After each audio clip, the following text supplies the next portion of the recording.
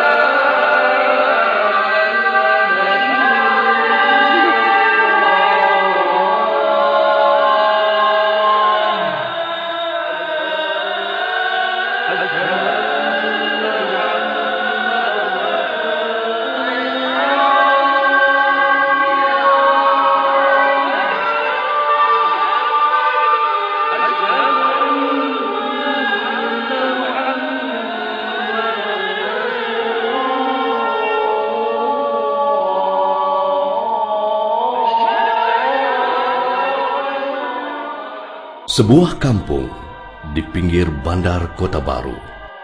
Kampung yang paling terkenal di Malaysia. Kampung Pulau Melaka. Dan inilah dia, seorang menteri besar memulakan jadwal hariannya sejurus sebelum terbit matahari pagi. Setiap hari memang beginilah dia memulakan harinya.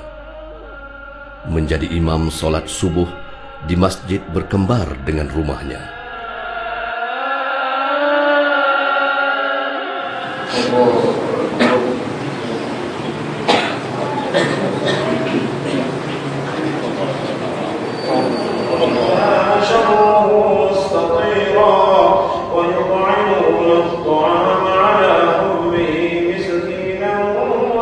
Negeri Kelantan, penduduk 1,6 juta orang, 95% Islam, terdapat 552 buah masjid dan 2073 buah surau, tempat orang Islam menunaikan solat berjemaah. Solat bagi Tok Guru Ning Abdul Aziz, umpama seutas tali yang menghubungkan manusia dengan Allah Maha Pencipta.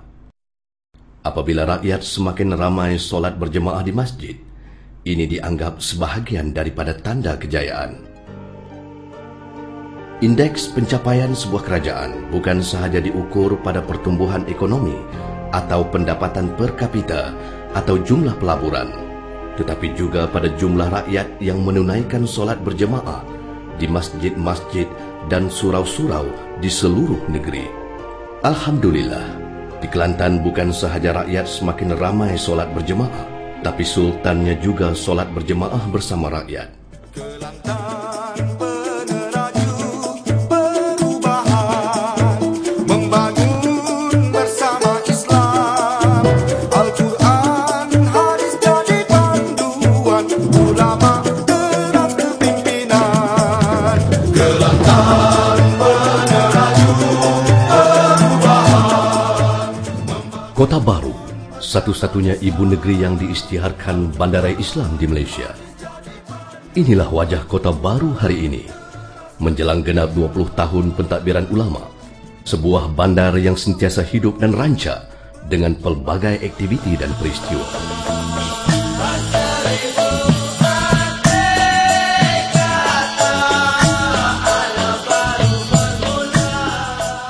(12 Ogos 2010) Dewan Konvensyen Kelantan Trade Center. Majlis Gilang Gemilang ini perasmian pelancaran Dina dan Dirham Kelantan. Sebuah peristiwa penting sebagai langkah awal ke arah pembangunan semula ekonomi ummah berasaskan mata wang syariah yang bebas riba dan bebas dari cengkaman kapitalisme barat. Turut hadir menyaksikan peristiwa bersejarah ini wakil-wakil dari Spanyol, Jerman, Switzerland, Dubai, Indonesia dan Filipina. Pelancaran disempurnakan oleh Menteri Besar Tok Guru Datuk Bentara Setia Ning Abdul Aziz bin Nikmat. Kepahaman kesedaran Islam telah meningkat dari semasa ke semasa. Dan hari ini produk baru yang kita tunjuk pada rakyat Kelantan khasnya dan Malaysia amnya, bahkan dunia seluruhnya, bahawa Islam mempunyai sistem ekonomi dia sendiri.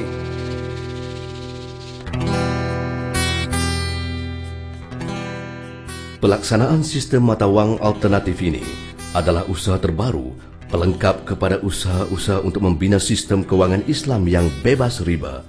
Bermula sejak Tok Guru Nik Abdul Aziz mengambil alih kepimpinan Kerajaan Negeri Kelantan Oktober 1990. Ar-Rahnu atau sistem pajak gadai cara Islam adalah sebahagian daripadanya.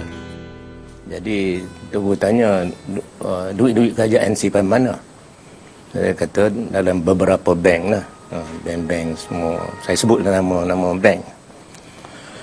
Dia kata, bapa tak simpan dalam bank Islam? Saya jawab, kalau kita simpan dalam bank tu, mana macam kita tahu berbuh telur dalam banyak baku lah. Kalau termah sebaku tu ada baku lain hak selamat. Dia kata tidak telur ni. Dia kata tidak telur. Jadi dia kata gini lah, pindah semua masuk bank Islam. Waktu itu, hanya Bank Islam Malaysia Berhad sahaja satu-satunya perbankan Islam di Malaysia.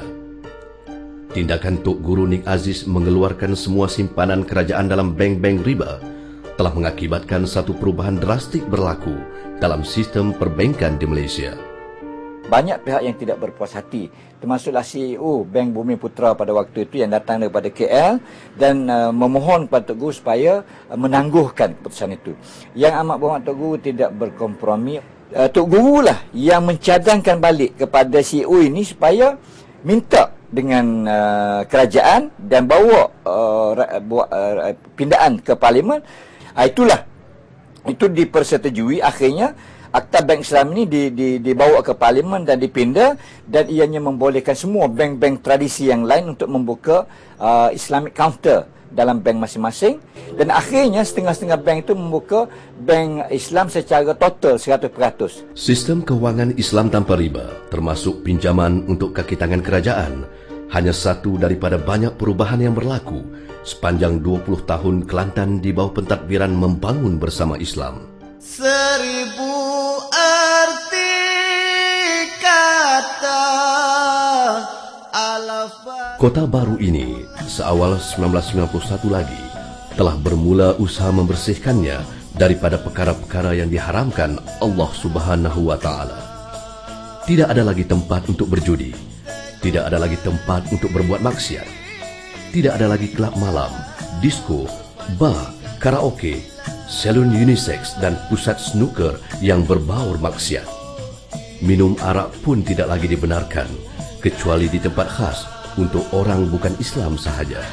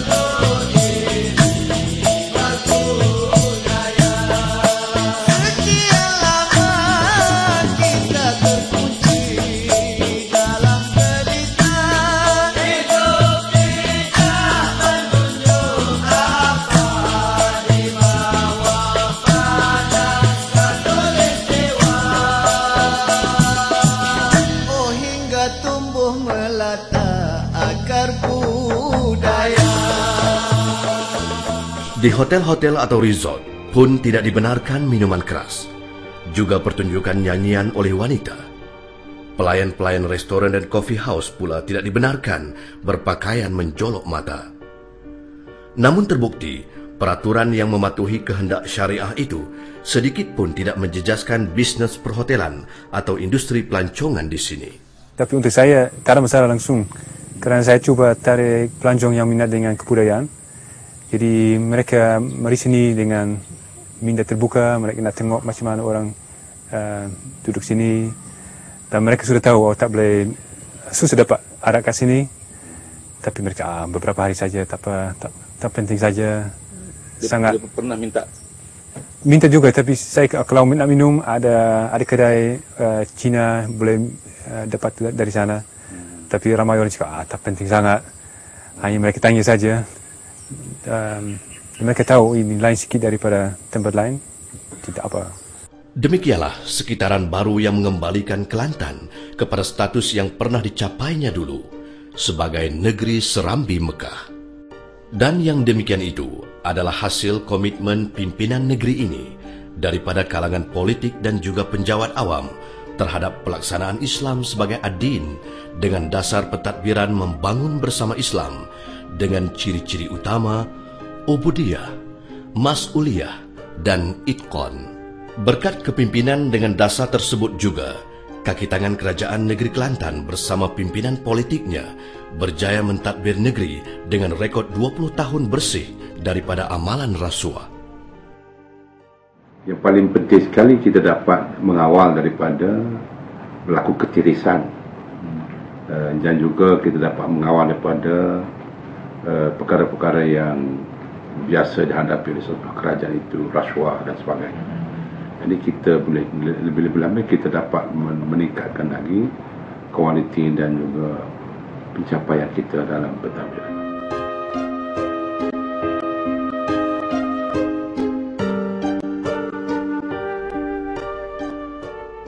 Kota Darul Naim, kompleks pejabat-pejabat pentadbiran Kerajaan Negeri Kelantan Darul Naim. Disinilah juga terletaknya Dewan Undangan Negeri, tempat wakil-wakil rakyat bersidang, berhujah dan membuat undang-undang bagi negeri Kelantan.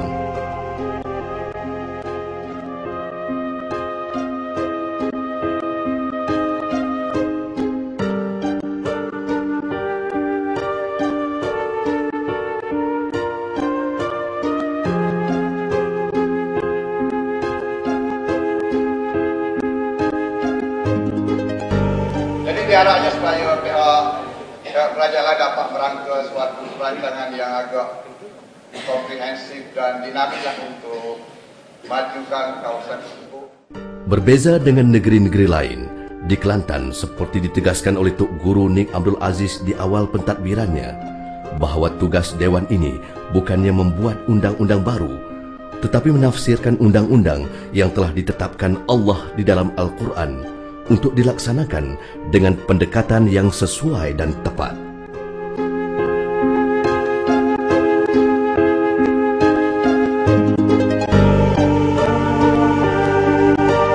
Inilah barisan Exco Kerajaan Negeri Kelantan bagi penggal bermula Mac 2008.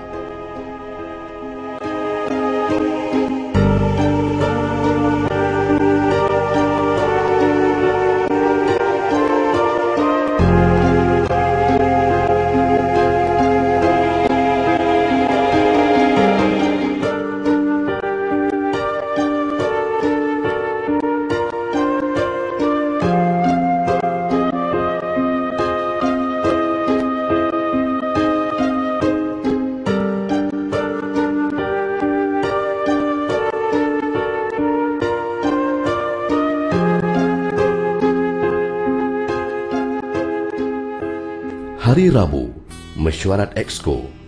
Seorang demi seorang Exco hadir dengan membawa bebanan fail masing-masing. 10 orang Exco Kerajaan Negeri Kelantan ini bertanggungjawab merancang dan melaksanakan program-program membangun bersama Islam dalam pelbagai sektor. Setiap minggu Menteri Besar dimaklumkan perkembangan terkini program-program yang dilaksanakan. Tok Guru ambil satu tugas yang agak berat, iaitu mendidik. Pendidikan rakyat supaya rakyat faham. Islam ni bukan hanya sembahyang puasa. Islam ni sebagaimana zaman Nabi, memerintah negeri, berperang, berjihad ni semuanya Islam. Jadi Tok Guru ambil peranan ni, kerana peranan ni lah yang orang lain kurang boleh mengambilnya. Dari segi karisma dia, dari segi ilmu dia ambil ini. Lihatlah bandar-bandar di Kelantan hari ini. Jauh berbeza dibandingkan 20 tahun dulu. Pembangunan fizikalnya mungkin tertunda sedikit kerana pimpinan Tok Guru memilih pendekatan mengubah dan memajukan minda manusianya terlebih dahulu. Setelah lebih 10 tahun fasa mentarbiah, lihatlah Kelantan yang baru. Pendapatan rakyatnya dalam tempoh 2004 hingga 2009 meningkat sebanyak 6,8%, suatu pertumbuhan yang tinggi berbanding pertumbuhan pendapatan keseluruhan rakyat Malaysia bagi tempoh yang sama, hanya 4,4%.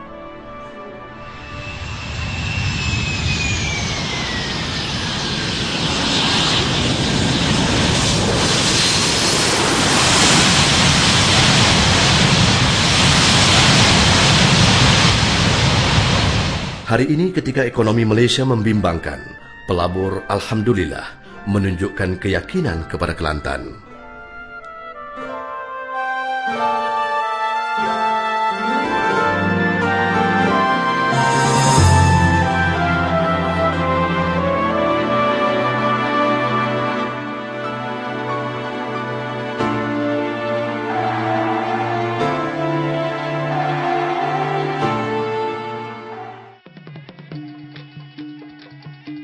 (5 Ogos 2010) tercatat sejarah baru apabila Baginda Sultan Muhammad Kelima berkenan merasmikan jajahan kecil lodging, sebuah jajahan baru yang tumbuh akibat pembangunan pesat di Kelantan.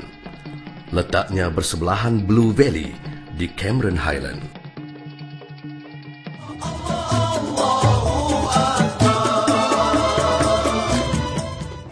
Membicarakan 20 tahun pemerintahan ulama di Kelantan adalah juga membicarakan kepribadian Tok Guru Nik Abdul Aziz sendiri.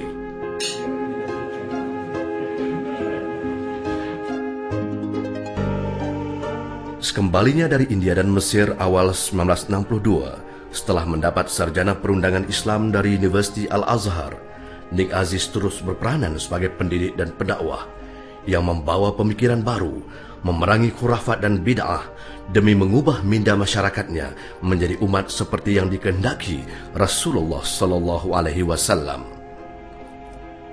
Maka apabila beliau dilantik Menteri Besar Kelantan 22 Oktober 1990, manakala dia masuk ke pejabat ni, bersama-samanya Al-Quran, bersama-samanya hadis, bersama-samanya ijma' para ulama, bersama-samanya kias yang nyata dan terang.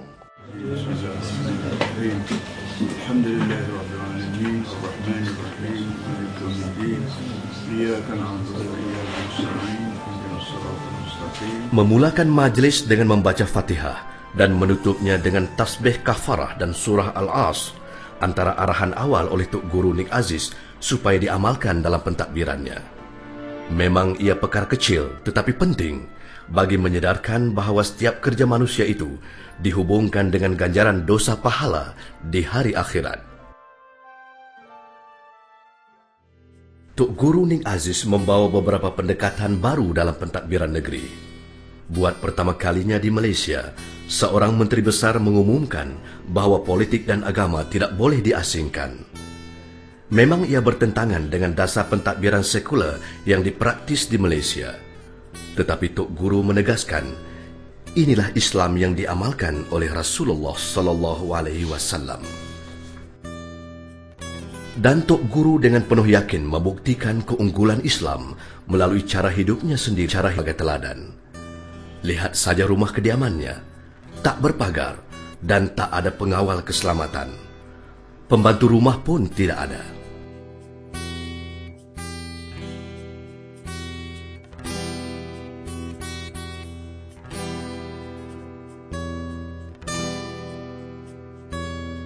Sikap lembut serta toleransi Tok Guru terhadap penganut agama lain memang diketahui umum.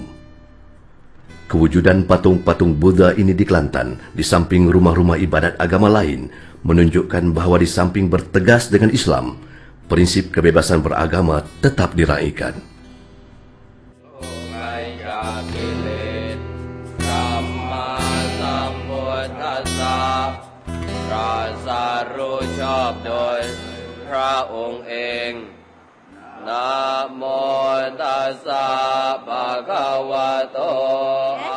Kita kaum Siam pun suka saya dengan kawan-kawan wanita Melayu, padik-padik lah pergi mari.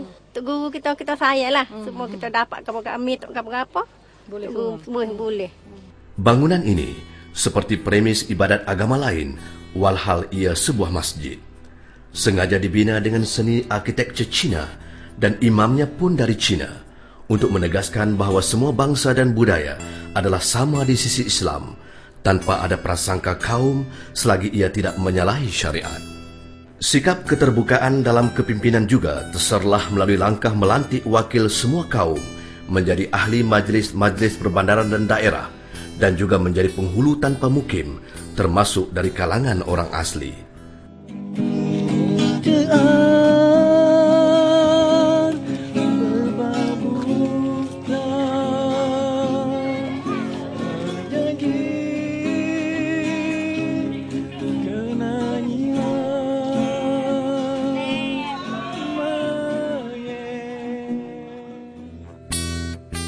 Dan langkah yang dimulakan di Kelantan ini telah membuka mata pelbagai kaum di Malaysia, sekaligus membina semula imej Islam sebenar setelah ia diselewengkan oleh pihak berkuasa lain di Malaysia sebelum ini.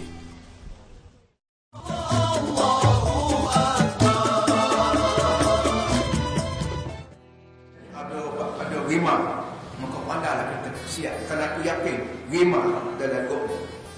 Paling berbeza dalam pentadbiran Tok Guru, keutamaan diberikan kepada pendidikan dan dakwah.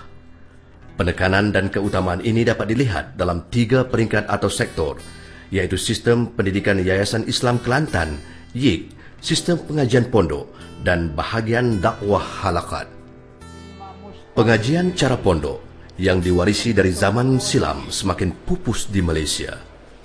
Oleh kerana beberapa keistimewaannya tiada dalam sistem moden, pengajian pondok dipertahankan dalam pentadbiran Tok Guru. Malah ia dimajukan dengan beberapa pembaharuan seperti yang terdapat pada pusat pengajian pondok di Kandis Bacu ini. Berbeza dengan pondok tradisional, pondok moden ini bukan sahaja kurikulum pelajarannya ditambah dengan keperluan akademik, tetapi suasana sekitaran dan tempat tinggal pelajarnya juga dilengkapi dengan kemudahan moden.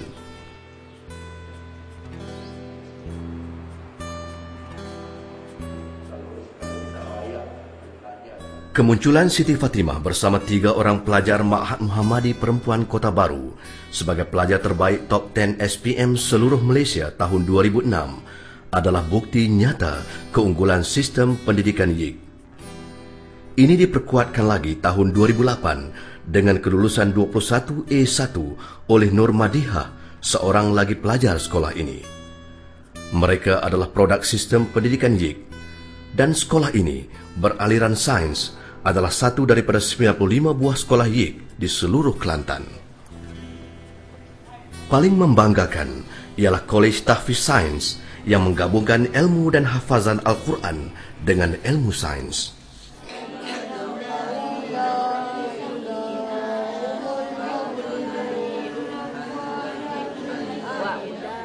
Tradisi mengajar anak-anak mengaji Al-Quran sejak kecil seperti ini bukan sahaja dikekalkan, tetapi diperkemaskan lagi, diletak di bawah pentadbiran dakwah halakat, sebuah jabatan yang diwujudkan oleh pentadbiran pimpinan ulama, di bawah Jabatan Hal Ehwal Agama Islam Kelantan, JAHIK. Terdapat seramai 2,853 orang guru Al-Quran dan Fardhu Ain di seluruh Kelantan, kebanyakannya perempuan. Antara perkara yang menjadi tumpuan dakwah halakat ialah program bulan sembahyang dan kempennya yang dijalankan berterusan sepanjang tahun. Dakwah halakat juga melantik pegawai halakat di setiap daerah. Tugasnya bukan sahaja mengajar agama, khasnya amalan-amalan tertentu yang dituntut Islam, tetapi mereka juga menjadi penasihat dan tempat rujuk orang ramai mengenai amalan-amalan tertentu di kawasannya.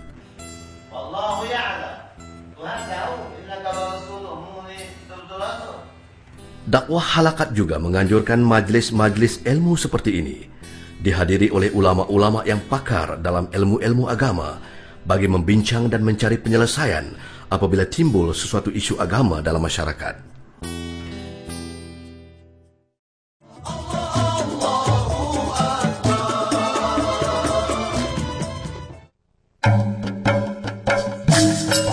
Kita oleh kapur, rakyat negeri Nasib kita berlutut, ada sawah benar. Bumi kita subur, luah tanah lapar. Boleh galanya tu, tanah macam-macam.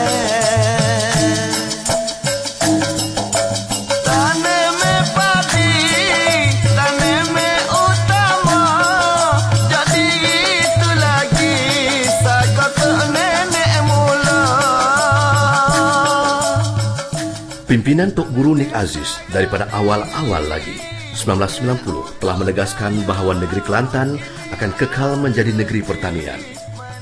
Biarlah negeri-negeri lain berlumba-lumba memajukan perindustrian, Kelantan berazam untuk menjadi jelapang makanan negara pada tahun 2015. Pada masa tersebut, Tok Guru Menteri Besar dikritik dengan begitu hebat.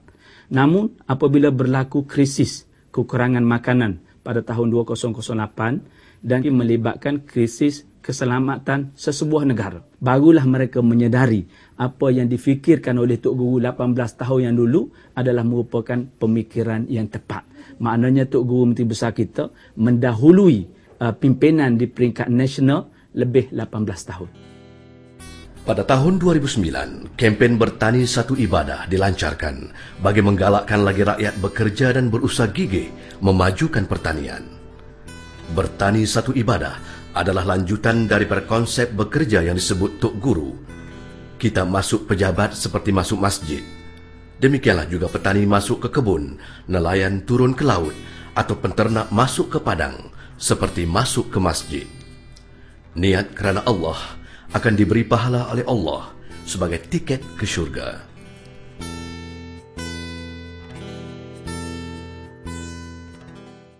Dari segi pembangunan secara fizikal, ladang setakat ini telah lebih daripada 50,000 ekar telah dibuka dengan peladangan dan ditanam dengan tanaman kelapa sawit. Banyak program-program dijalankanlah pada peserta-peserta, yang antara lainnya ialah program peningkatan sosioekonomi melalui pertamanya pembagian dividen bulanan, di mana peserta-peserta yang rata-ratanya daripada golongan miskin diberi dividen bulanan sebanyak RM200 dan diagihkan pada setiap 4 bulan. Dan setakat ini kita telah mengadakan 13 kali peringkat pengagihan dividen dengan jumlah yang telah diagihkan melebihi RM32 juta.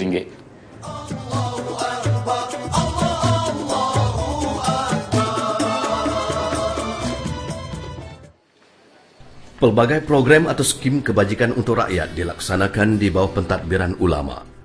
Wanita-wanita ini hadir di sebuah pusat aktiviti ibu tunggal atau armalah untuk menerima bantuan khas bagi golongan armalah.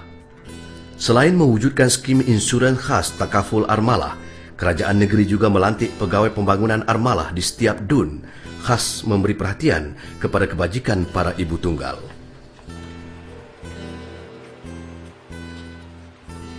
Wanita ini rumahnya rosak dipukul ribut.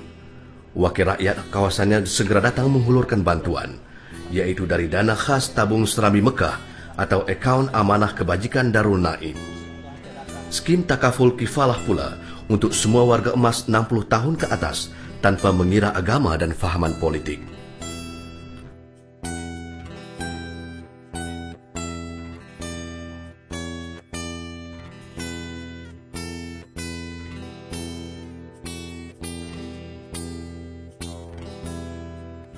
Pusat perubatan An-Nisa ini hospital khas dari wanita untuk wanita.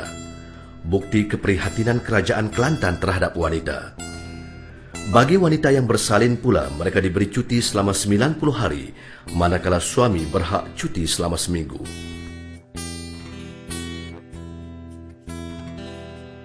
Pusat Pembangunan Wanita Kelantan, PPWK, menyediakan latihan kemahiran asas yang boleh menjana pendapatan seperti menjahit, memasak dan sebagainya.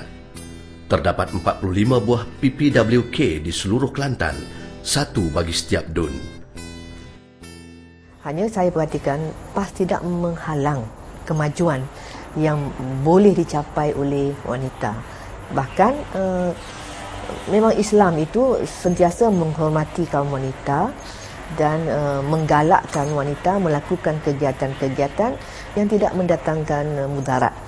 Jadi oleh itu saya perhatikan kemajuan yang dicapai di negeri Kelantan di kalangan wanita memang mengagumkan, dan mereka sekarang tidak saja terikat dengan kegiatan-kegiatan ekonomi tradisional, tetapi telah mula masuk ke dalam kegiatan ekonomi selaras dengan kemajuan yang berlaku dalam dunia ini.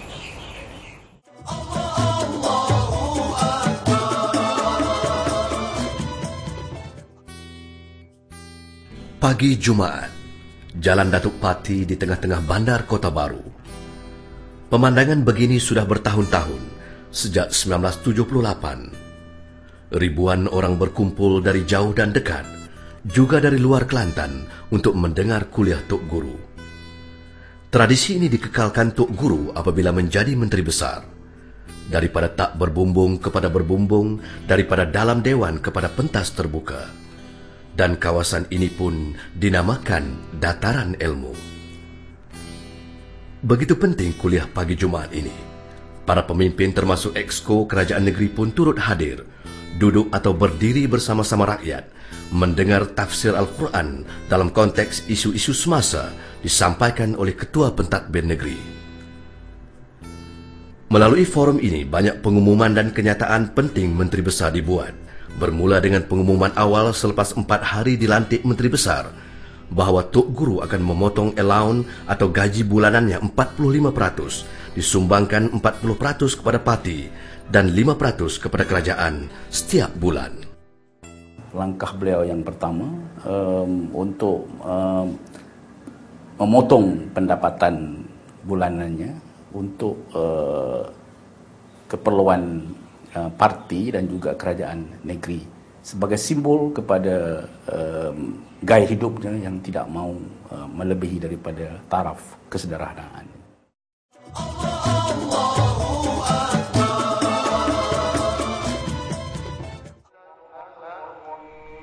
Setiap tahun di bulan Ramadan, Kelantan berpesta dengan sejenis pesta yang tiada di tempat lain melainkan di Kelantan, pesta ibadah.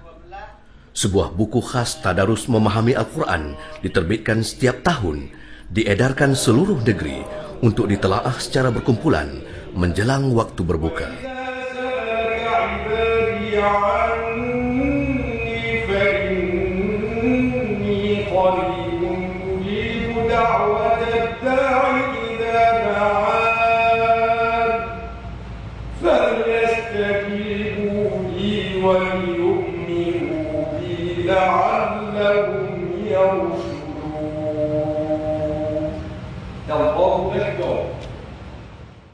Acara Ramadan paling menarik ialah solat tarawih berimamkan imam dari Mesir di kemah yang dipanggil Qaryah Ramadan ini, didirikan khas di tengah-tengah bandar Kota Baru.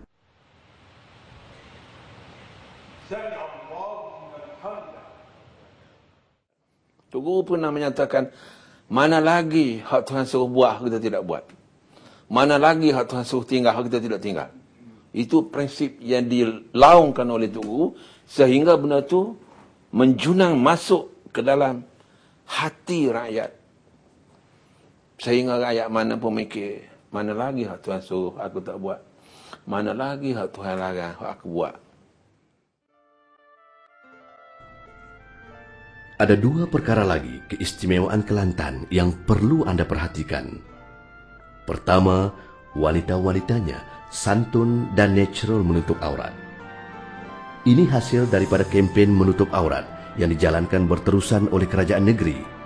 Dan yang kedua, harga barangan dan perkhidmatan khasnya makanan masih murah di sini dibandingkan dengan di luar Kelantan. Masih murah, walaupun ada juga tempat-tempatnya yang mahal. Datanglah, anda boleh buktikan sendiri.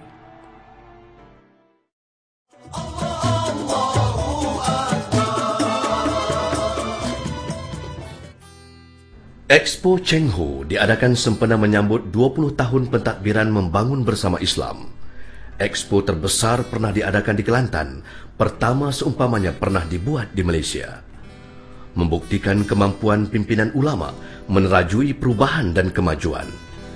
Expo ini berjaya menarik perdagangan dan pelaburan langsung luar (FDI) yang dipersetujui dengan beberapa syarikat besar dari China.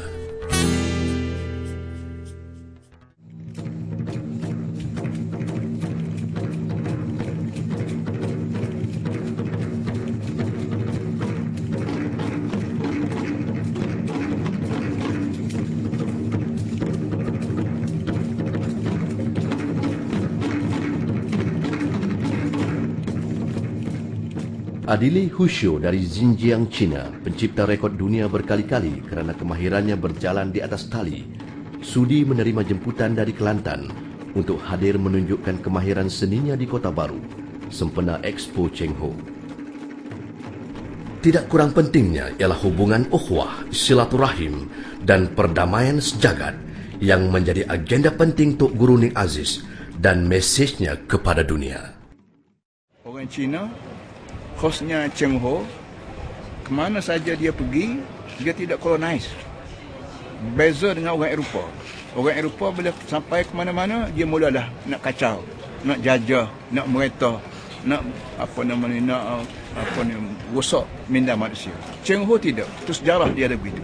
Kerana ini berkat ajaran Islam. Islam yang sampai ke negeri China jauh lebih awal daripada sampai ke tanah Melayu.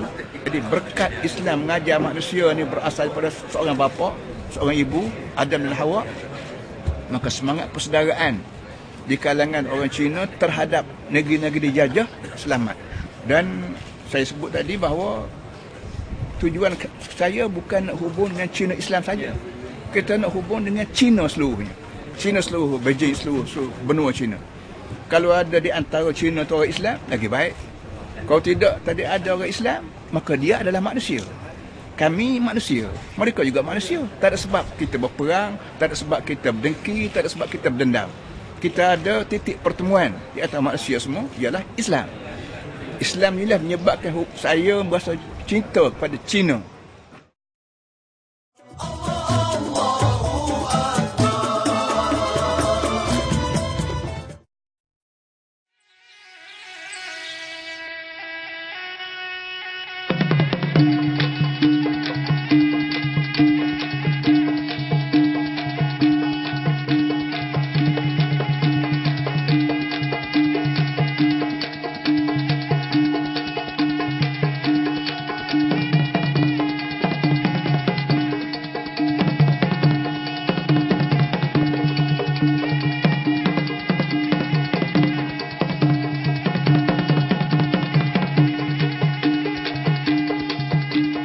Mengakhiri dokumentari ini, mari kita ikuti Menteri Besar Tok Guru Ning Abdul Aziz ke Kuala Lumpur barang sejenak. Lihat apa yang dibuatnya bersama rakyat Kelantan di Mahkamah Tinggi Kuala Lumpur 30 Ogos 2010. Dalam Quran menyatakan dan antara lain ialah ada 5 perkara yang mesti dibela, yang mesti dijaga. Pertama, akidah. Yang kedua, nyawa. Yang ketiga, harta. Yang keempat, titik baik, nasab. Yang kelimanya, maruah air muka. Jadi kami datang ke sini kerana saya sebagai ketua kerajaan dan kawan-kawan semua daripada ADSCO mau menjaga kehormatan harta Kelantan. Wajib atas saya sebagai ketua kerajaan dan penolong saya menjaga harta Kelantan dengan cara mana sekalipun. Sama ada dengan rundingan, sama ada dengan itu ini dan termasuk dengan mahkamah. Kami hari ini datang kerana menunaikan tugas agama menjaga harta rakyat. Itu petroleum atau gas dan sebagainya. Kerana doa kepada Allah Subhanahu Wa Taala minta segala yang medali urusan harta kami ini, keroyanya, hakimnya dan sebagainya, lawyer dan sebagainya, dibuka pintu hati mereka. Ingat pada keadilan. Keadilan ini wajib ditunai dan keadilan ini disuruh oleh Quran.